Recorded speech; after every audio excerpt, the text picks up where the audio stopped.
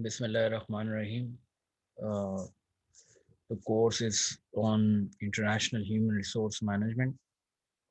The first chapter introduces the reality and then as well as the ever increasing internationalization of business and links it to the rising importance of human resource management with global business. That is like in the first chapter we can go for the describes the why international business growing in importance and ties international human resource management to that importance. Another portion or the another part of the first chapter is to describe the basic nature and development of international human resource management, differentiate human resource management from domestic HRM, and discuss some of the difficulties experienced in development. So this is our first chapter, and we will discuss it in the slides as well as, and I will explain you in very details.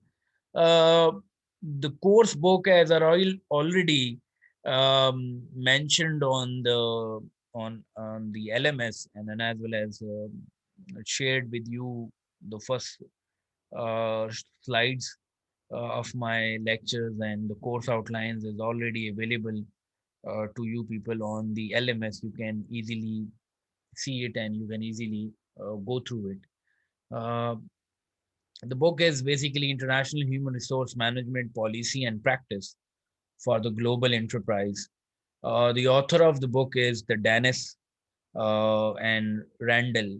These two are the main authors of the book, International Human Resource, which will be the main focus for discussing this course. Now, moving further, we need to understand the importance.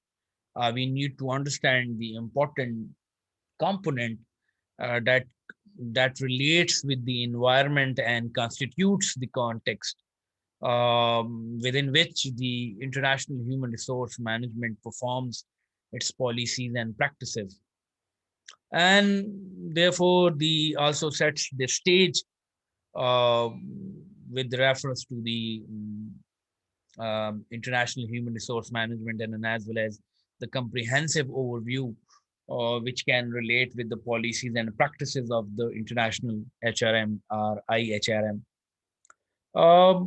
Before moving it, and we can see that there are multinational organizations and multinational enterprises. Their major focus or their major area is to go through with the all activities related with the international process are related with the international approach. uh, and then we can move on to the internationalization of the HRM and the internationalization of the IHRM, and these are all the major issues, or these are all the major concern which is linked with the IHRM. Then the introduction is the conduct of business is increasingly global, as we all know that the international business is improving, and the business is now moving on to the global. Everyone knows about the globalization, and you people know about what is globalization it, and how the pace of the globalization is increasing faster and faster and faster than the ever we can say that in the previous time period. Now the world is now on, we say that the internet and internet technology or online technology is one of the fast leading technology in the 21st century. And so in this context, in these contexts, we can say that internationalization or international the role of the international human resource management is very important. I must say that it's vital for the organizations and to think like for these the in this context in this manners as well. Investment across the borders continue to increase. The number and the values of the cross-border mergers and acquisitions, international giant ventures and alliances continue to increase, and the amount of money and number of people that crosses borders is on the rise. So these are all the things which we can say that you can say that these are the increasing numbers and these are moving so further. Competition is almost everywhere, is global in the scope, meaning businesses of all types in most countries face real or potential competition from foreign products or services, or from product owned, foreign owned subsidiaries and domestic firms that are now foreign owned. You can say that. So, the competition is almost everywhere, is the global in the scope, meaning businesses for all types in most countries face real or potential competition from foreign products or services, or from foreign owned subsidiaries and domestic uh, firms that are now foreign owned. Uh, we can say that there is no place to hide for any business, local or multinationals. Even the old assumptions that only the biggest of the firms from the most developed countries can be are involved with international business now no longer hold. This philosophy is in the previous decades, in the previous period, it's matter. But now, with the help of the globalization and a lot of competition globally, there are so many small companies and there are so many companies related with the developing countries can excel and prosperous in the global market as well. The conduct of the business has become a truly global activity now, for many journal reasons, including that the some of the multinationals is this. The reason is that if you go to the links is that increased travel, international travelers observe and use products and services that are available in other countries and often bring many of them back home, helping to develop global demand for these products and services. Rapid and extensive global communications because of the satellite television, global distribution of movies, music, videos, CDs and DVDs in the internet and the worldwide, the internet and the global print media, people everywhere have access to the information from all across the world. Again learning what is available and developing global demand and expectations. So these are all the things we can say that these are all the activities we can say that works for the multinational companies, and these are all now the realities as well. That we can say that mm, with the rapid informations, with the rapid transfer of technology and the new technology of all forms, making it possible to produce more world-class products and provide world-class service almost everywhere in the world.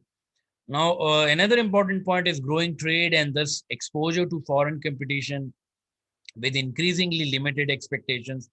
Companies from all the countries can buy and sell in all other countries, exposing all forms to increased competition and making it necessary to seek lower cost and new market outside one traditional national boundaries. We can say that.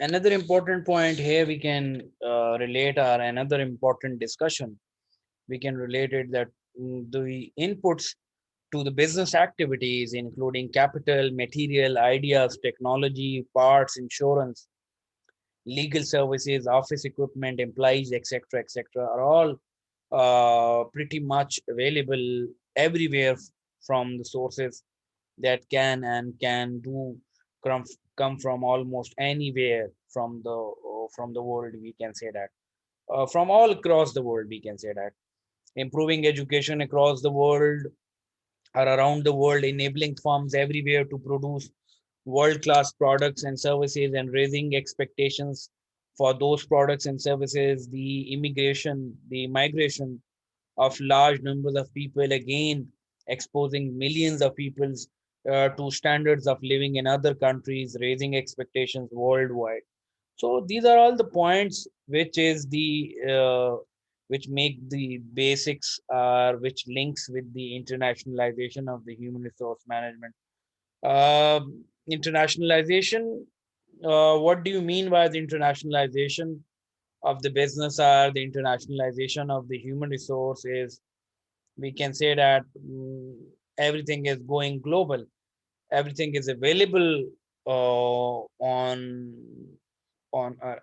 everywhere, or we can say that all across the world. We can say that people visit different places, people go to the different places, people want to live to the other countries. They are going for the migrations programs, they are going for the immigration procedures, and they are moving from one place to another place, or from one country to another country. And the other thing is that the people are traveling from one country to another country for education, for businesses purposes, and so many others, academic and as well as business activities. So these things make more available. These things make more rise in the competition in the market as well. We can say that the international business are more now involved in each kind of the activities. So the broadly defined field of the international or IHRM is about understanding, researching, applying, and revising all human resource activities in their internal and external context as they impact the process of managing human resources in enterprises throughout the global environment to enhance the experience of multiple stakeholders, including investors, customers, employees, partners, suppliers, environment, and society. So these are the activities we related. We can say that forms of the international HRM is the globalization and technology factors that have led to there being no place to hide for the business, and in general have also led to there being no place to hide for the HR professional as well. Human resource professionals can find themselves involved in and therefore must understand the importance of the HRM and the importance of the other aspects related with the international. Another important point here would like to discuss with you people is that going global, we were talking about the globalization, growing globalization, and because of the globalization demonstration, it may changes many of the tradition in conducting business. We can say that the the increased pressure on cost as well. So much firms move to where labor and other resources are cheapest available and most readily available. So the companies are moving towards to the that particular place. Search for the new market as well is the another important point. We can say that when we are discussing and when we're talking about the globalization, when we're talking about the internationalization of the human resource, or whatever you can say that. And then the another important point is the greater customers demands and products and services qualities, which can also is one of the impact or one of the important element related with the globalization. Then government policies, we can say that technological development, we can say that the worldwide communication and information is available, or the information flow, we can say that these are some of the another things. Then the interdependence of the nations, this is also very important. The interdependence of the nation uh, in trading blocks, you can say that, such as the European Union, the Association of the Southeast Asian Nations. Then the we can say that the another block is related with the NAFTA, which we can say that Brazil and Argentina, Uruguay and Paraguay, and the other related with the North American Free Trade Agreement related with the NAFTA is the related with the Canada, US, and Mexico. And the Brazil, Argentina, and Uruguay and Paraguay is related with the Mercosur. Mercosur basically is another, the association is another, the interdependence of the nations is. So these are all the blocks. These are also another important trading blocks, which can be helpful, which can be the meaningful, and for the countries, for the economic prosperous, for the economic development, you can say that. Then the integration of the cultures and values through the impact of global communication and the spread of products and services such as music, food, we can say that, and clothing and such have to led to common consumer demands across the world or around the world. We can say that uh, are the other aspects as well as then the integration of the cultures as well, and the values through the impact of global communication and the spread of the products and services, we can say that. Then the decrease trade barriers, we can say that. E-commerce, these are all the important things which is related with the internationalization process or internationalization. Then the operation of the parent country firms overseas. This is best known of the international business, the related with the we can say that linked with the internationalization firms, are the internationalization firms are the operation of the parent country firms overseas. The best known of the international business situations and includes, for example, a parent country HR manager working in the headquarters are parent country operations of firms like Coca-Cola, Ford, Motorola, and Bechtel and Citibank from the US, or Nestle, Shell, Ericsson, Unilever from Europe, Sony, Samsung, and Acer from Asia, all firms that have extensive foreign business activity. These are all the kind of the businesses they have the foreign business activities as well, and which can help and which can provide the policies and practices for the firm's foreign country as well.